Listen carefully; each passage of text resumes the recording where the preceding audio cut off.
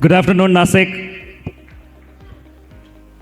Okay, I was hoping that when the mic was handed over to Samir, that he will sing a better song than Twinkle, Twinkle, Little Star.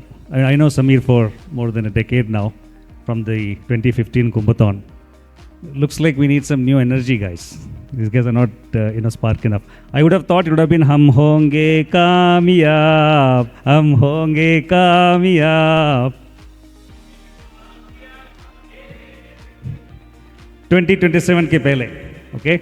That needs to be good. Great, it gives me immense pleasure. Thanks Kumbhathon, Sandeep, for giving me an opportunity to talk. I'm super excited to be back in Nasik. The first time I heard Kumbhathon was in 2014. I was in the US as head of research and innovation with TCS. I worked for TCS for 25 years. Post which I decided to pursue things that are much more closer to my heart, which we'll touch upon. So I was head of research and innovation, responsible for looking at strategic collaboration with academia. I was based in Boston, and of course the first stop is Media Lab. I was looking through MIT and then MIT Media Lab because of its interdisciplinary nature. And suddenly this project Kumbhathon popped up in Ramesh's camera culture group. So I was very curious, and then I reached out and I found out that this was somewhere in November of 2014, that this thing was happening in January of 2015. I thought, wow, what a timely opportunity to get on hands-on experience. And then when we went on to the calls and met with the wonderful administration and the ecosystem, I was super thrilled that this could probably be the sandbox that will set the tone for social innovation, impact innovation. So that started the involvement of TCS as well. We had sent a bunch of mentors for that Kumbhathon in 2015. Unfortunately, I couldn't travel, but the experience that all the people, including some of them that have been originally as part of that 2015 Kumbhathon, they came and shared back with me, was mind-blowing. It's both professional and personal experience of people, the energy, the willingness to come together for the purpose. So I started wondering if this is the possibility, if you can put right people in the room, then shouldn't this be sustaining, right? What is beyond the Kumbh? Then within a couple of months, we had an opportunity. I was working for my boss, Mr. Chandra, who's now the chairman of the Tata Group.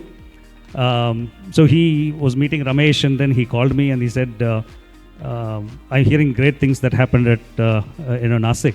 Why don't you think about ways that we can make this bigger and better? That's all he said. And then he told Ramesh, please work with we flew back to Boston. I distinctly remember Ramesh is not there. In one of the restaurants in the evening, we were sitting and just brainstorming what can we actually do to sustain this momentum that we actually gained. And that was the beginning of conceptualization of DISC. So myself and Ramesh initiated it, and then we made sure that that was realized in 6 months. So a big round of applause to the entire Nasik ecosystem for making something possible, right? So that's kind of my association with with Nasik, and I'm very pleased about the possibilities that we have now, given the 2027 thing. So I wear three hats. I'm also an advisor at MIT Media Lab, particularly working on the decentralized AI, which Ramesh eloquently presented to all of you. I also teach the class along with Ramesh, the MIT's AI Venture Studio class. This has attendance from MIT as well as Harvard Business School. The course that the entrepreneurs or wannabe entrepreneurs go through is a 13-week exercise that happens twice, in fall and in spring. So over the course of last few years or last few cohorts, we have seen the improvement in the entrepreneurs or wannabe entrepreneurs who come with an idea and walk out of the 13-week with sometimes getting funded, sometimes having a demonstrable prototype. But in this class, the last cohort that ended in December, it was mind-blowing to see actual working product. from most of the teams, because they have been leveraging, ChatGPT or other, LLMs in order to do some of the analysis and other jobs.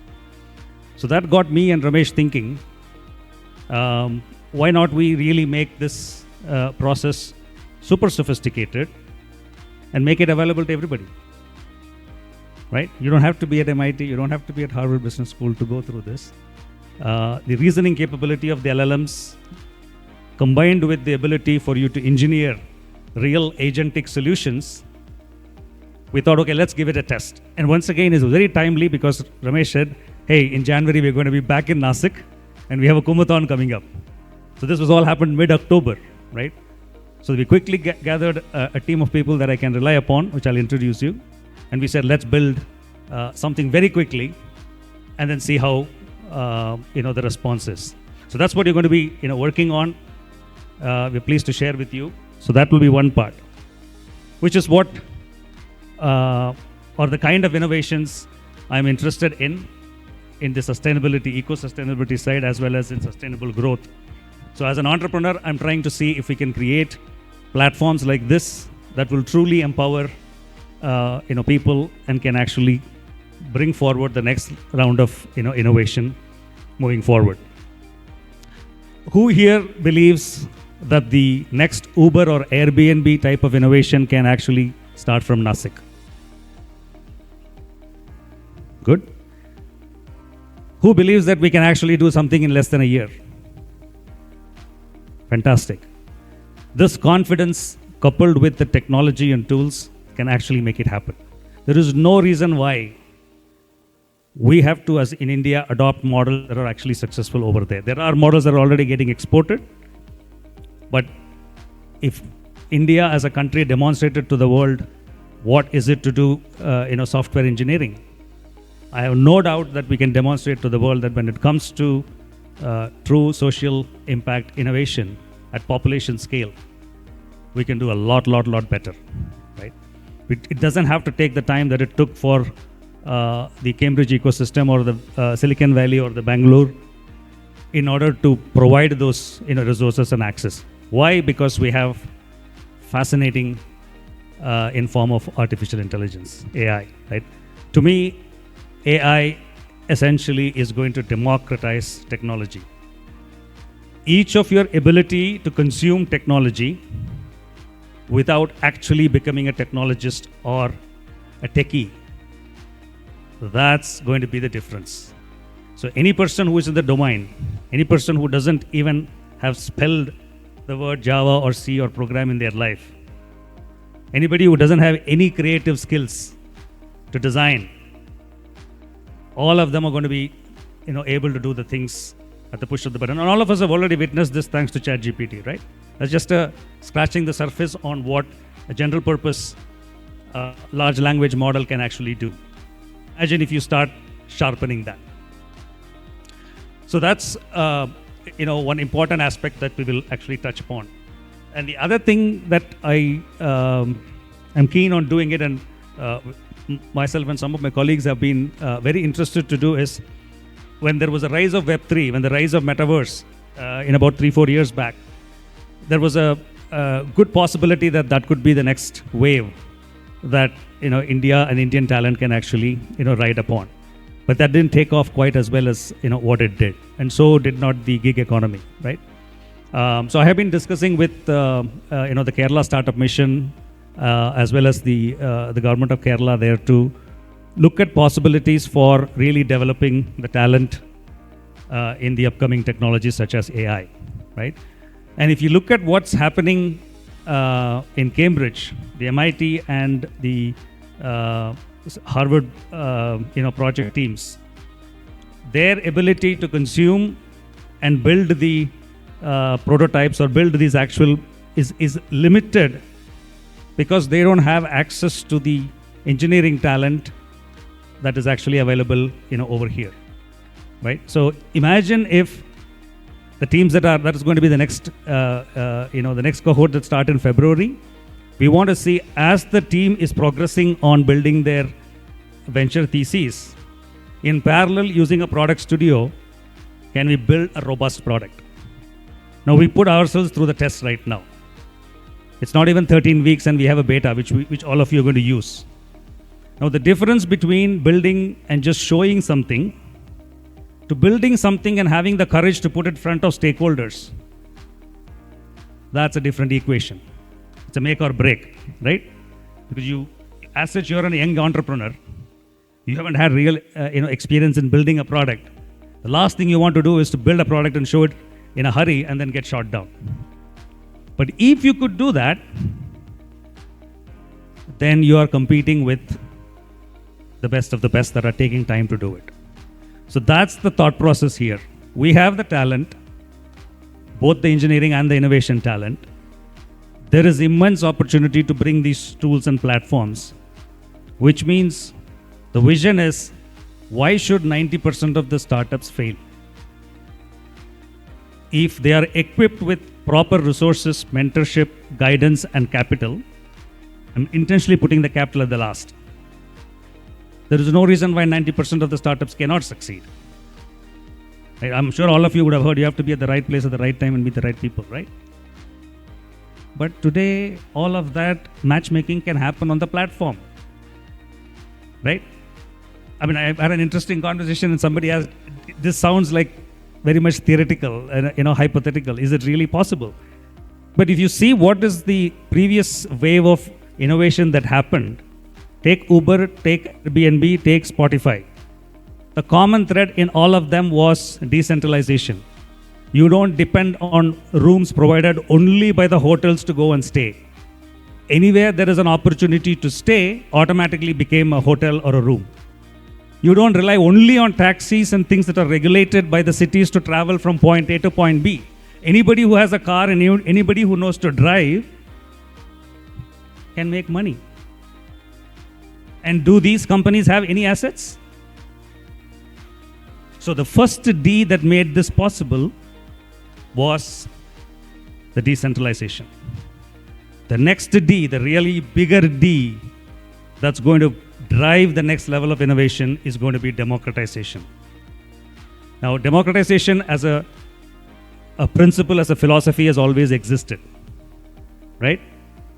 But to empower people and institutions with the ability to do whatever that they want to is now being made possible through AI. So AI is going to enable the democratization of multiple domains.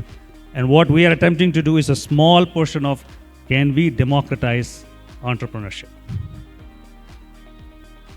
So I have my wonderful team sitting over here. All of these are established people. 3 or 4 of them have worked in TCS for a couple of decades as well. I've been privileged to know them, interact with them. And they're going to be around the next 3 days. Please make sure you connect with them, tap into their expertise. I'll give you some examples of some of the things that have been done in the past that will serve as an inspiration for you. And all of us are very much available and connected through the Kumbhathon ecosystem. So this is not a 3-day affair. The commitment is much, much longer than that. The proof point for that is DISC. So what is democratizing entrepreneurship? So if you look at very closely, there are a bunch of things that you rely upon for what is called venture launch enablement. That is your startup studios or your accelerators or your advisors, mentors, or what happens in academia, right? They help you to ensure that you can successfully launch a venture. Then you need to attract your core team. So you go behind recruiters, platforms, and others in order to get the core team. Then, of course, you need capital. Either you go to VCs or angels or whatever it is, who are actually sitting between you. If you see carefully how the chart is building up, you will see what is in the blue circle and what is outside the blue circle. Then there is the whole thing that would need to be done for running your operations of a venture, assuming you get to a stage where you require a startup to actually run, right? Finance, HR, legal. And then there is the product that we have to build in order to make it possible to realize the revenue. And then finally, you could also leverage on IP that is actually available. So the interesting thing here is all the blue are just middlemen. They're just doing matchmaking, right? What is really there is talent, inventors, and investors. Financial capital, intellectual capital, intellectual capital, intellectual capital. This country, ladies and gentlemen, is blessed with this. There is no reason why this whole orchestration cannot happen. Right? Now, once again, hypothetically great, theoretically fantastic slide. Is it actually possible to do? We said, yes, it's possible to do. That's what we're going to take. Let's take the venture launch enablement. Let's take a specific example of what's happening at MIT Media Lab, MIT AI Venture Studio class. Take the process. Can we make it available to all of you? It's still not great. It's a beta product. But if we could do that in 6 to 8 weeks, and we're going to get to the MAP by end of the month, then imagine the possibility to disrupt each one of this. We don't have to do this as EcoWiz. We already have an MIT startup that is doing this. They have sourced all the patented IP across a bunch of universities in the US, which are sitting without being commercialized. This is ranging from hard technology, hardware, to digital technology. This is ranging from algorithms to things that you can 3D print. All of you are aware of the amount of talent that goes through the US educational system, right? But all of those are why? Because it is sitting in between the academia's commercialization team and the inventor. With just one query, it pulls up all the relevant IPs that you could possibly look at. Just one simple query. And similarly, the team has also built access to all the defense and government grants that are available to startups. How many of us even know what is being made available by the government of India? How many of us are even aware? Is it even practically possible to know all of this? No. You have to go to events, you have to go to people, you have to go to network. You need to know the right people at the right time in order to get to that. But if those innovators come forward and start constructing each of these pillars, it's very much possible to cut the middleman out. When I say cut the middleman out, it's not like to eliminate them. It could also be to do a better job of what they're doing. They might be able to scan much more startups. They might be able to really find out the startup that deserves the funding. They might be able to break their check and give an opportunity for more entrepreneurs. Right? It's not necessarily has to be disintermediated. So that's the vision. I'm gladly supported by Ramesh in this effort. And we are now looking to see if we can excite enough people in this ecosystem to create what is called an anchor ecosystem. So the next 2 weeks, myself and Ramesh are traveling around and hitting both the big institutes, the small institutes, the big incubators, the small incubators to see who wants to participate in making this as something that can be made available. And I'm glad to say that we are pioneering this at Nasik. So thanks for that opportunity. So essentially it is reversing the direction. The entrepreneur should not be chasing all of this. Everything else should be coming to the entrepreneur, because entrepreneurial spark, that passion, is the thing which is in demand. Capital is a wash. Talent is a wash. Ecosystem is a wash. Software and other thing is a wash, right? It's a lot is available. But unfortunately, the system is in such a way that you have to run around. Somebody like me, in my second part of career, trying to raise money for a very important aspect of EV adoption. The hoops that I have to go through to even get to a VC to actually listen to you. You would think with this kind of experience, being in the top 50 in TCS, you should readily be given red carpet welcome and then looked upon the idea, right? No, it doesn't work that way, right? So that has always been bugging me to say, why is this the case? If it's not possible for somebody like me who have had the privilege of all of this, imagine the other people, right? So maybe, one day it could be possible and we could demonstrate this from, Nasik. So essentially what we're going to go through is all of you have idea, and doesn't matter if you are a startup that has already crossed all of this. It's always a good opportunity to reflect back and see, is there anything that we can refine further to make things better? So the progression is from idea to making it a grand idea. What constitutes as a grand idea to all grand ideas are not necessarily grand opportunities. Great problems are worth solving, but sometimes great problems are not worth solving if you cannot make money out of it, right? Or if it is not possible to do it. So some people are very passionate about things that they want to change. Maybe it is not you. Maybe it's not your startup that will do it. So pick the ideas that could actually be a grand opportunity, and can you create the initial venture thesis that you could quickly socialize and see are there interested people. And we have encapsulated in this is not a ChatGPT prompt or a Google prompt, right? An entire AI agentic architecture has been designed based on the processes that Ramesh had excelled at over the last 10 years, the RedX quantum growth process. And I have spent 3 years with Clay Christensen, hopefully some of you know, one of the greatest innovation think tank that existed at Harvard Business School. So I've spent 3 years, Subhajit here has spent 3 years. We have looked at a number of startups we have analyzed. He very often asks, can we codify my theories? His innovation theories are so popular that that's actually the Bible for many Fortune 500, Fortune 1000 corporation CEOs. But he asked, can we codify the theory? Like, I have a bunch of theories, but you need to know which one to use at what point and for what context. Being part of TCS with a software engineering skill, at that time, 10 years ago, I said, no, I'm sorry, Clay, we cannot codify this because your theories require reasoning, right? And we are not yet there for a technology to actually reason something. But now in the last 6 months, what is the biggest change in LLMs? Reasoning is unparalleled. It's not just one exam that is passing in a legal bar exam or the medical exam. It can do better diagnosis consistently for most of the common diseases much better than any doctor that actually exists already, right? So that's the power of large language models, right? That is like having a very powerful laser. Now you've got to point it in the right direction in the right way in order to get the output you want, right? So this is just and there are many such processes, there are many such frameworks that are available, right? Imagine you bring the best of all of them. That's why we are knocking on the doors, both here as well as in US, to say, can you expose your framework? Can you expose your expertise? It is still a commercial transaction, but it could be at the will of the entrepreneur. You can choose to run it on the native platform that we have. You could choose to pick.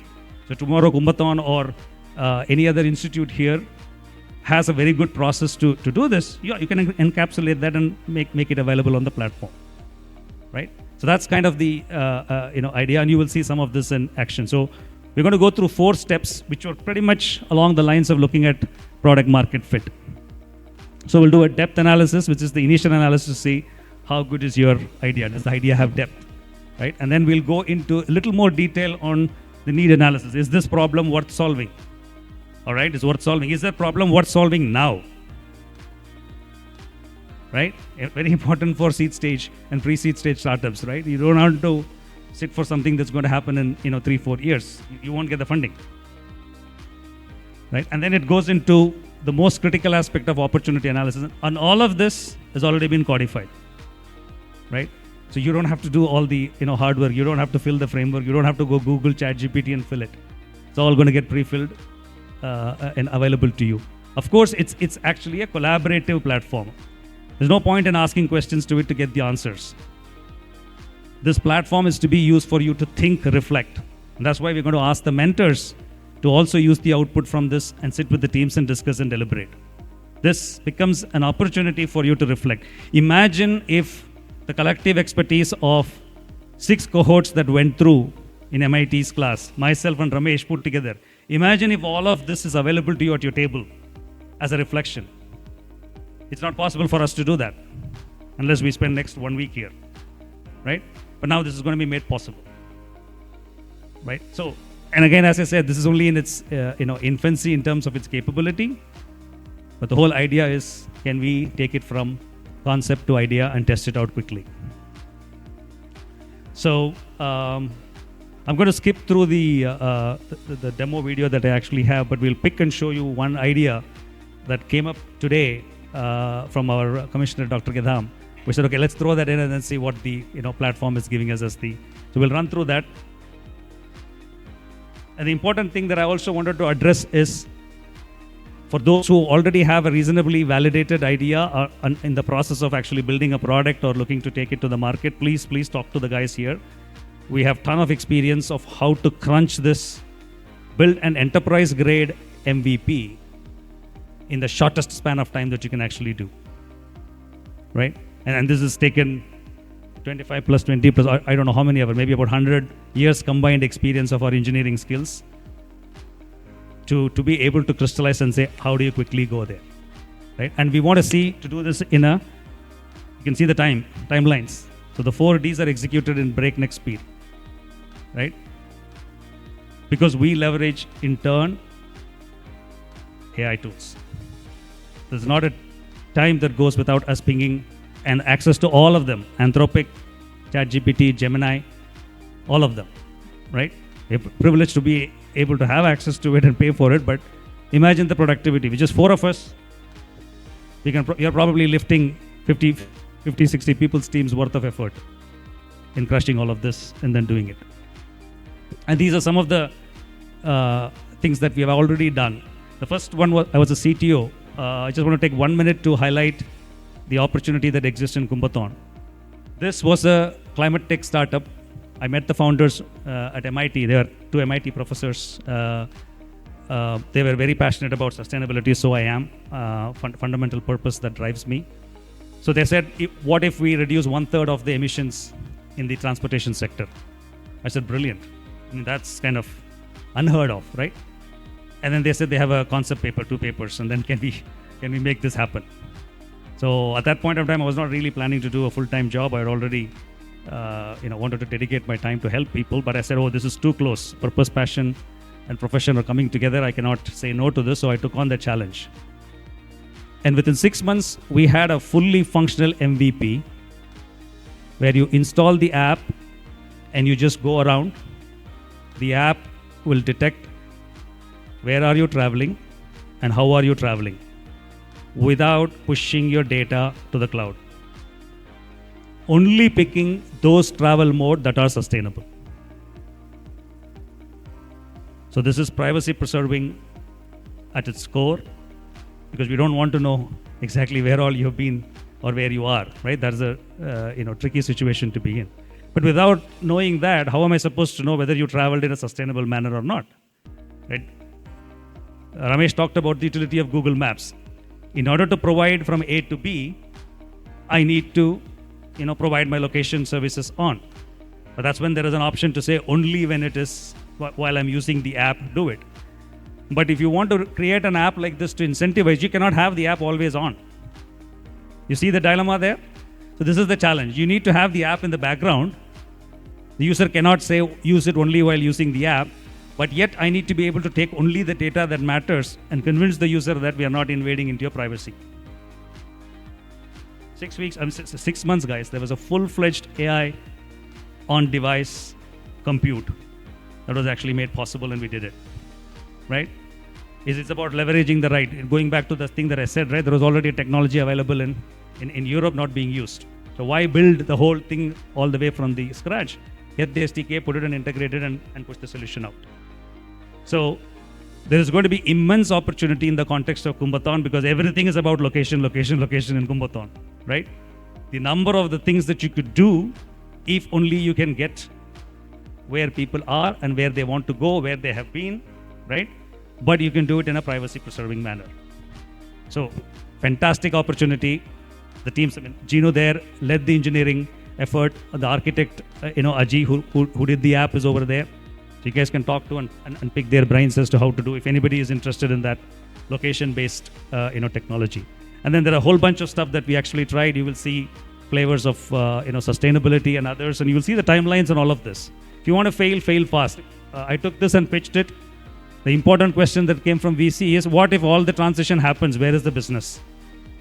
I said, Bhaiya, we are talking about millions of vehicles that have to be transitioned. See, look at the question that VC, but I cannot challenge. This is a $1 billion fund. They're capable of writing the check. The question is, what will happen post all the EVs. Already if you have 30-40% adoption, what will happen to your app that is helping to do the journey? I said, well, this is supposed to help you in the transition. If the transition is over, it's over. He said, no, we would like to think the companies that we are investing are all unicorn. We would like to think. I couldn't dare ask him back by saying, did you think that company that was a unicorn, did you think that would become a unicorn when you invested? I mean, I could not ask that question. Right? I have to be humble. So that's the challenge, right? But you can just kill it. 6 weeks, done. No point in wasting your time. This is in spite of doing market analysis, going and meeting the users, going to dealerships, executing all of this in a much more lean way and getting to a proposal. And then they said, we even had a prototype. We thought we will impress them. But the important part we picked up from that, and you will see it, is what is called intent-based interface. How do you change the way today you open up an app, you open up a browser, you have an intent in your mind. Does the app or the web browser know what the intent is? What is the way for you to do? You have to figure out which place to click or to search and figure out where the application has the answer for you, right? That's the whole process of interface design. Somebody there who are good at design, Gurusha is here, or thinking on behalf of you to say, okay, if Raj wants to do this, open a bank account, he has to click on this and open here. So they are visualizing the different processes and journeys on behalf of the users and creating the interface. Well, what if I just come to the app and say, hey, I want to open a bank account? I don't need the rest of all the other things, right? That's the revolution that the conversational agents actually brought. But for those of you who have used the ChatGPT for some time, you will very well realize that how long can I keep continuing in this conversation? Conversational tone is boring. That is only if the chatbot understood what you're trying to actually ask. Leave alone that part. So therefore, you need to blend both the conversational style and the graphic user interface style. That we realized when we went around asking the people that are buying the EVs, what is it that you want to see? They said, we want to see side-by-side comparison of how the fuel performance here would be and how the fuel cost will be in this. Now, how do you do side-by-side comparison when it comes in a chat? It writes in a long paragraph. Not easy to understand, right? So, but then you need to decide when to show what, right? Now that opens up a new design paradigm. How do you blend these two styles, right? You'll see some glimpses of that in the app. We have tried that. But what I'm trying to say is, even if you kill this quick enough, there's something that you have learned that you can probably, take it forward. But it's better to just say no. And this is one of the startup studio models, right? The venture studios that are successful kill the ideas and put them out within the first 6 weeks. They don't want to spend effort on it if it doesn't meet the quality gate. But it's very difficult for an entrepreneur to do it. It's your idea, your passion, right? Why would you want to kill it in 6 weeks? And this happened in March of this year. We're not talking very far. And after that, look at the number of things that we wanted to try.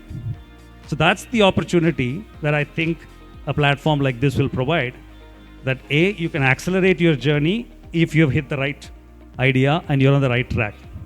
If not, it'll give you a number of iterations that you can actually try in the same time. So it increases the potential of the entrepreneur to succeed. So when I said 90% of the startups to succeed, it need not be the startup that you originally thought will succeed. As long as the entrepreneur succeeds, good enough, isn't it? So that's the thought process.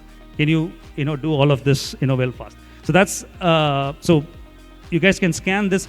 To some of those who have registered in this, we have already sent an email with the link and the video, but that's the link for the platform.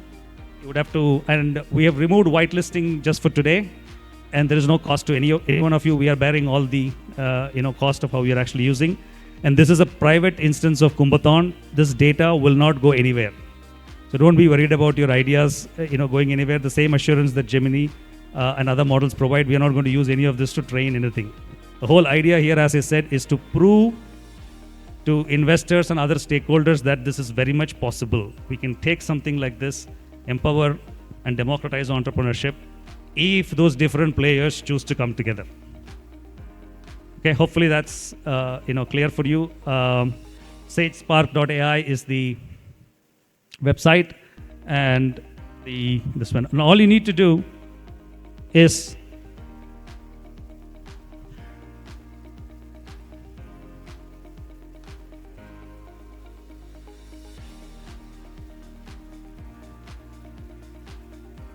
this is the, okay. So, Honorable Commissioner Dr. Geda mentioned about the, yeah, hopefully it's visible for the people in the back, but we will anyways share this also. So we mentioned about the onion price, right? Onion price prediction. So while he was talking and we finished it, I asked my team, why don't you guys put the idea here? And this is all the input that you would give if you chose to. An AI platform to, number one, forecast prices of onions based on weather conditions, supply and demand, seasonality, local and global demand, local and global policies and tariffs. Two, proactively recommend strategies to help balance prices between supply and demand. Three, create transparency between cost and prices between farmers and end consumers. Pretty much summarized it from what he was explaining in our own words. But it could be anything. You can write this in your own way, and then you hit, and then it will do the first step that I talked about, right? The grand domain analysis and need analysis. Given this is such a validated problem, there is no need to go and see whether this is problem worth solving or this is problem happening now. We very well know that it's happening, and you will see that here. The proposed platform aims to revolutionize the agricultural sector. So it automatically now, you can see the superlative words that will be used in the executive summary, that this is a great idea, there is no point in debating, move forward, right? So you don't need to necessarily go through it. But let's say if it's an idea that you woke up that day morning or the previous day night, it's worth looking through this to see, does it pass some of the basic tests. So it will do your domain assessment, it will do the technology and market analysis, it will look at the innovation framework assessment, and then it will give you a final assessment. The billion scale potential, very high. Key enablers required, data access, and policy compliance and market education. Go, no-go recommendation, go, based on a strong alignment. Quickly you get the validation that yes, I'm actually on the happier path to go. And it's also giving you reference examples. What are some of the references that it has relied upon? Important to know whether it's not hallucinating, right? So some of these elements, as I said, from examples of working before, we have tried to do it. And then you can dive into, there is a whole section on need analysis. And I can conduct a whole day workshop on how to make sure if there is actually a need. Is it a known need? Is it an unmet need? Is it a non-consumption? Right? And if you take in this, and it gives you a need score of 8 out of 10. So there's still some opportunity. Maybe we should have told not just onions, but look at all seasonal crops. Then it increases further the chance of the potential, right? So the important thing here to look at, for those who are familiar, is look at non-consumption opportunity. Rather than focusing on which market, which segment that is very obvious, or there are things that I have not thought about. Can I go and it start to say smallholder farmers. So don't look at all the farmers, but this is your wedge.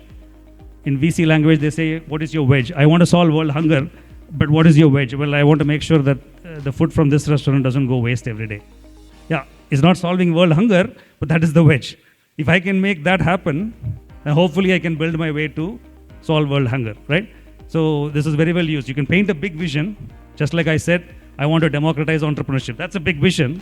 But where I want to start, I want to first see if we can crush 13-week exercise that goes on in the entrepreneurship class to 4 minutes. That's a wedge. That's what the VCs are looking for. Hopefully, we will know next in a few weeks when we go and pitch to the VCs to see what they say about this one.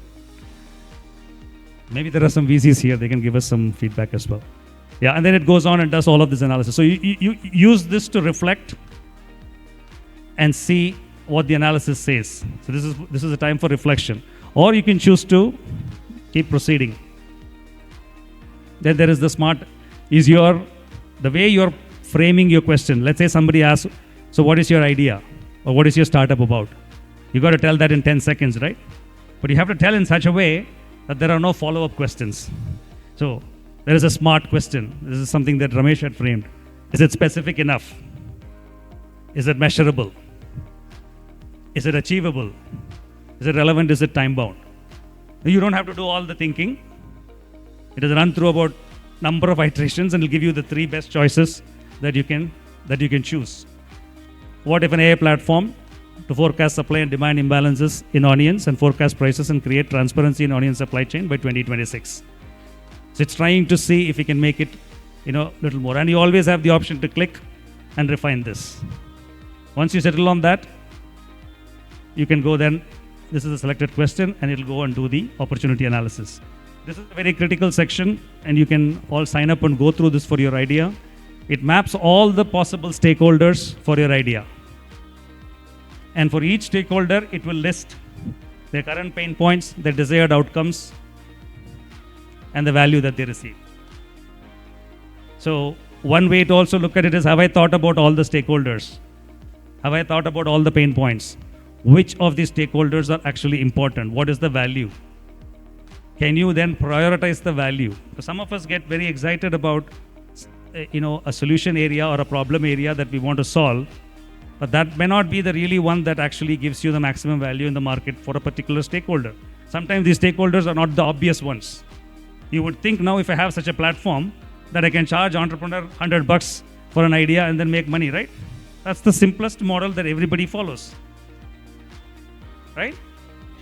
But that's not the only way to do this, right? So what other possible business model, if you want to evaluate, you need to understand who else is benefiting from this and who has the ability or propensity to buy,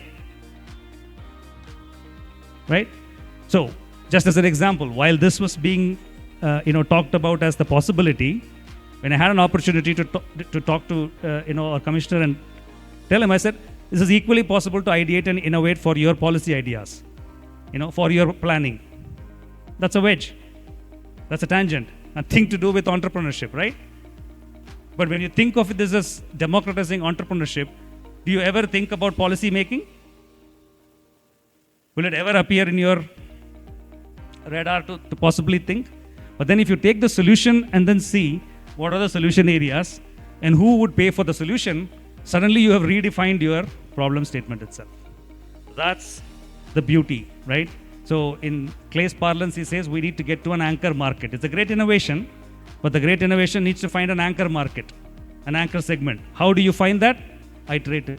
Facebook was not invented for everybody. It was for the universities to interact.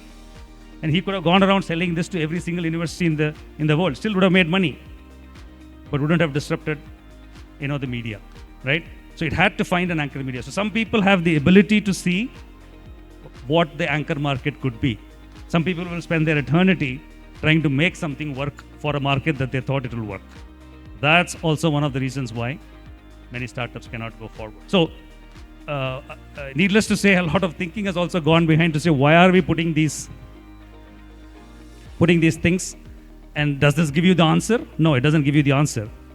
But this will actually force you to probably think and increase the chances of succeeding. So similarly, there is a problem canvas, solution canvas, all the things that you will normally see when you go through a deep dive opportunity analysis, right? And finally, it creates the most important, which are the 5 solution areas that I should think about for this problem, and who are the most important stakeholders for me, and what is the value that they're getting from the solution. This is for prioritization of your product. Which should I build first? If you go to that impact map, it'll give you a visual indication of which one you want to focus on, cost, time, and impact. So you can do some amount of prioritization to see which one should I build to demonstrate in order to show that my solution really has, credence in the market. And this is the part that I really like. After this, once you have done your analysis and you're happy, and you can interact with it, you can add stakeholders. It's all conversational. You can say, add this stakeholder, remove this stakeholder, add this problem area. No, I don't like this. So to the extent that is possible, we've implemented the agent architecture, still work in progress, to make it as easy as it for you to refine it without having to go click and edit and all of that. Right? Maybe at some point you might need that as well. But hopefully try that as well. You don't have to take what is there as sacrosanct, right? So it is interactive. And then finally, when all is done, you can create the artifacts. It'll create a 3-minute pitch. It'll create an elevator pitch. And in the next version, we are also giving you a founder video pitch. What would you put on your social media? So for you to do the soft pitching, train people. Soft pitching, people don't realize. They think only if you go to the VC and make your pitch, actually, that is the most important interaction. No, soft pitching and things goes a long way in your ability to do it, right? So that's available. And tomorrow, hopefully, we'll get a chance to show you another interesting thing, which is a virtual VC or Sage VC. So there is a profile of VC that we have actually created. And we can always alter the profile to see how you want to. And you pitch the idea, the sage is going to ask the questions, you have to answer. And we have taken our own idea through this. Believe me, the questions that are being asked are not easy to answer. And you have to think on your feet, right? If you're in front of the VC. Now, what this gives you is like a mock exercise, right? Now, when we were talking to, the commissioner, collector, and others, they said, "But what if it also gives me the answer?" Yeah, very much possible. That's only the next step, right? It is doing the pitch here. The VC agent is asking the question. I can use the platform to answer that question because it understands the whole context. It knows the idea and things better than you do. And it also knows how to answer in certain situations much more better than, because it looks at successful prior instances, right? So that's where the evolution of this, and with that I will end. I know it has been a long conversation, but hopefully it motivated some of you to drive this. The next step for this is, then why do we need the entrepreneur to pitch to the VC? You know the questions you're going to ask, you know the framework that you're going to evaluate. I have an idea and I've gone through it. If it matches, send the seed check. Why are we wasting time and running around this? This is not hypothetical. We have already spoken to, and there are VCs who are ready to sign up. Just show me the volume, because I cannot just work with a handful. So here is an opportunity for next 1 month. Sage Spark is free for all of you, but please don't abuse it. Hit it with as many ideas you can actually do. Because if there is enough quantum of data, and we are not stopping with this here, by the way, each of the 400 ideas that Ramesh had gone through, and a number of Techstar ideas, as I said, ideas are not patented, and ideas are not that difficult to find. You can take all of this idea and put it over there, right?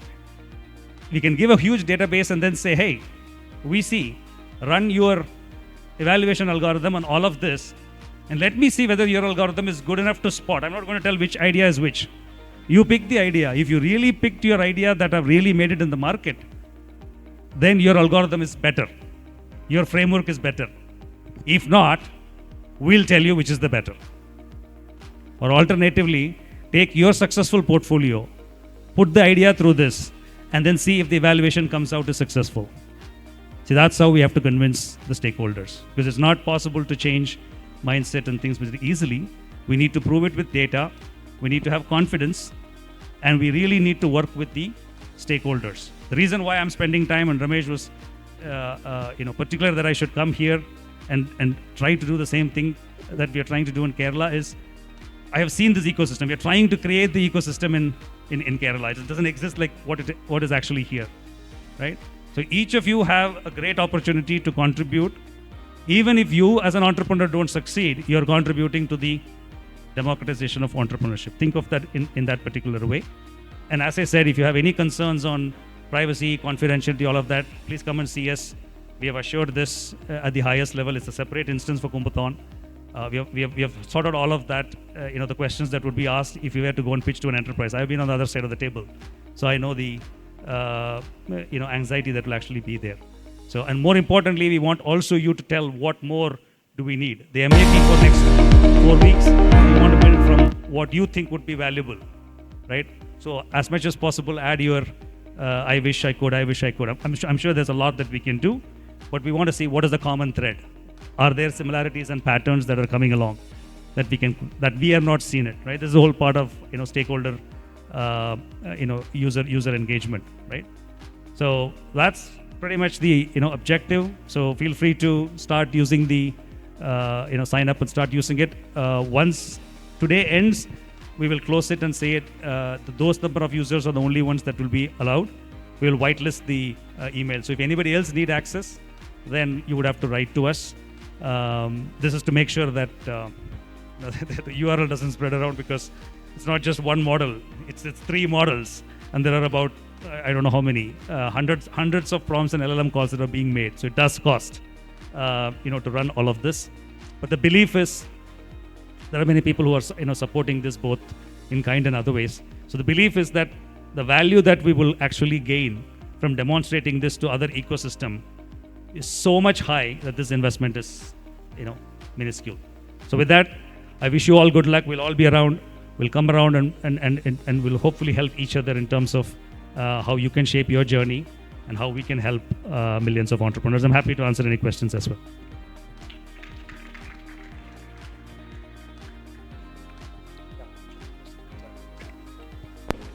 I must say this was pretty impressive and very interactive tool that is being built.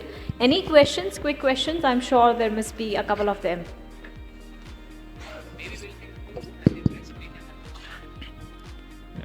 Thank you, sir. Thank you. This actually looks like magic, and I'm just waiting what all responses it comes up with.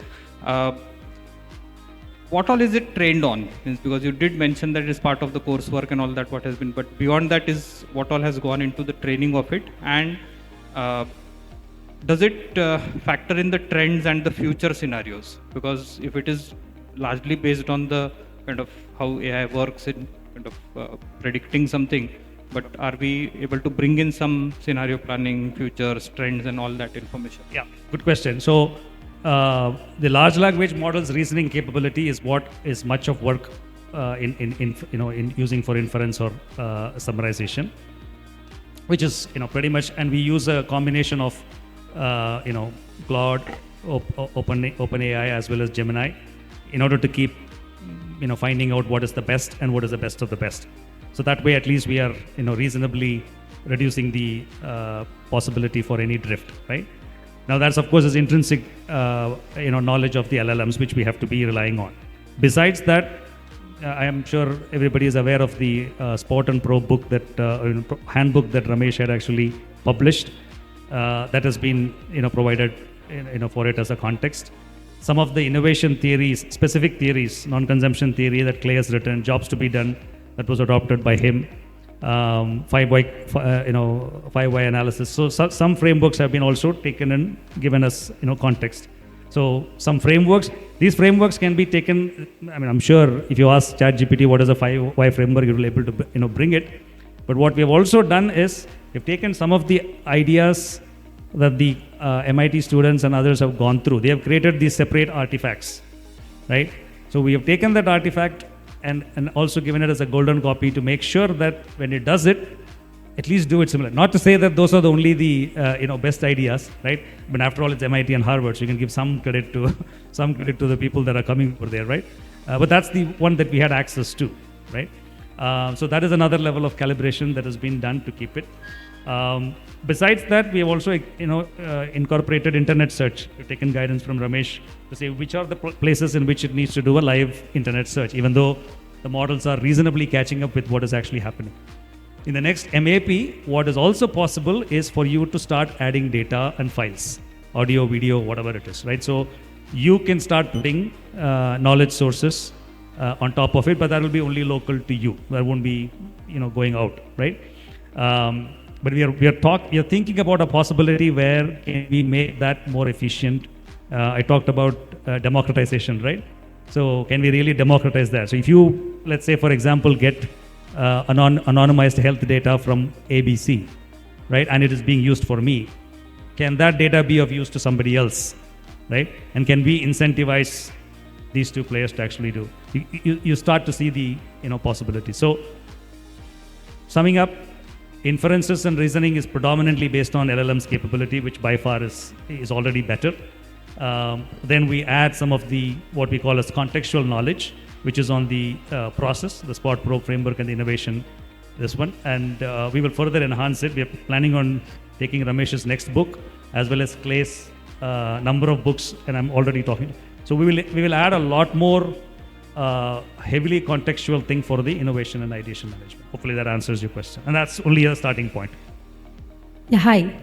I'm Richa Khandelwal Bhatt from Bangalore. I'm a filmmaker and I run 3 businesses, one of them being Harivansh Media Private Limited, making entertainment content for the children, by the children. So I come from the traditional Marwadi family background. Bikanerwala sweets, Haldirams being our relatives. And I've seen Haldiram being valued at 64,000 crores now. And the person who started Bikanerwala used to carry, we call him Kakaji. He's my grandfather's very close friend. So he carries, I'm just going to take 30 seconds. He carried one small khomcha, we used to call it, on which he had a matka with rasgullas. And from that, it has now turned into a several 100 crore empire.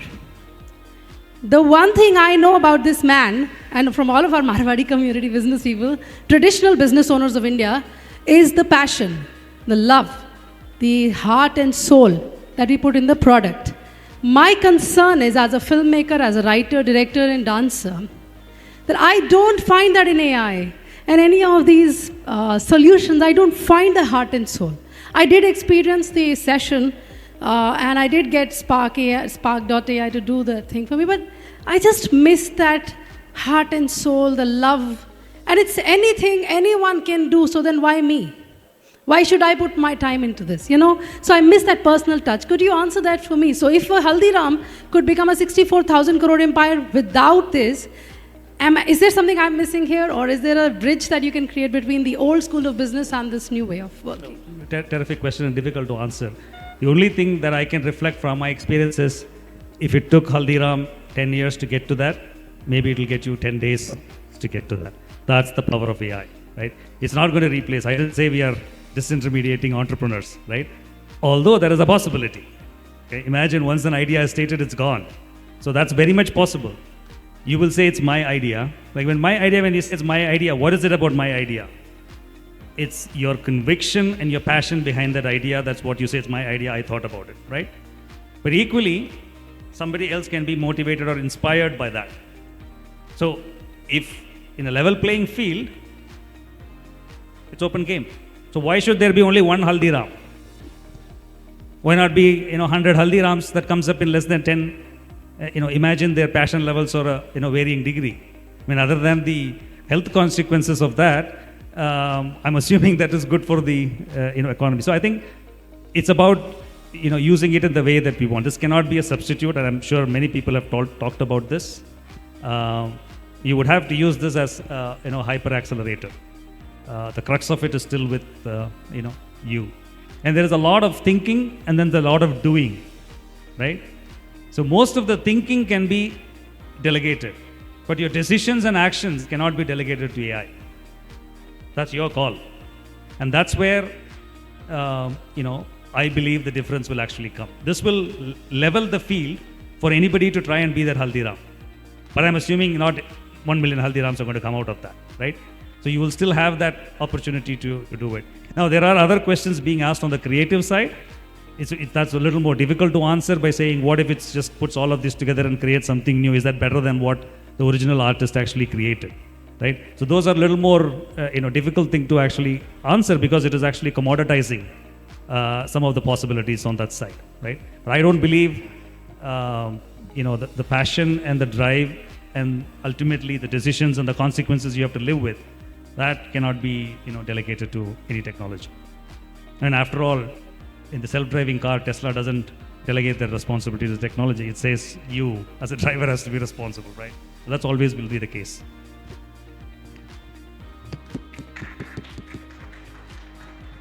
Okay, I'll continue to be around. I don't want to hold up. We're already running behind, but I'll be available throughout the day, post-networking. I'm staying only locally in Nasik as well, so more than happy to interact with all of you and help you in any way, and help us, please, in making sure that we can accelerate this journey. Thank you all.